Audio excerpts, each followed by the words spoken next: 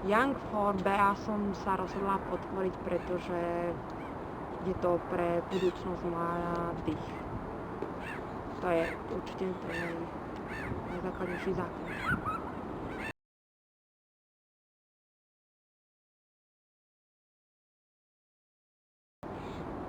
S dobrovoľníctvom mám skúsenosti a páči sa mi to preto, lebo hlavne tam nehrajú peniaze úlohu a je to vec, ktorú by mal robiť podľa mňa každý človek aspoň raz v živote, pretože spája to ľudí a vedie mládež k tomu, aby sa vedela aj správať a aby vedeli, že medziľudské vzťahy sú dôležitejšie ako veci.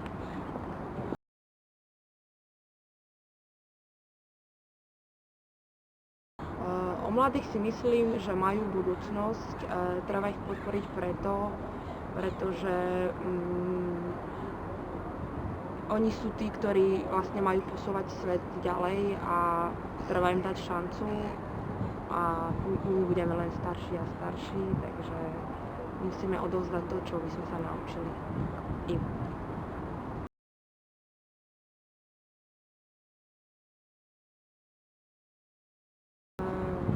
Mladí v tejto dobe myslím, že majú dosť veľký priestor, len treba ich naučiť to, že sa nemajú báť a majú vlastne veriť sebe a tomu, čo im prináša život a ísť do toho. Určite.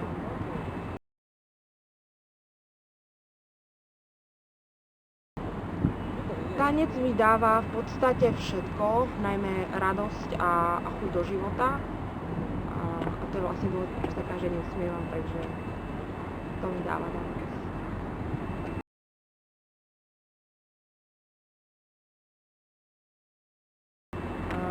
Myslím si, že v tejto dobe aj predtým, aj potom dúfam, budú mať mladí zdravý názor, pretože každý má právo myslieť a vyjadriť sa. Ak je to pre dobro ľudstva, tak ešte raz toľko. Určite áno.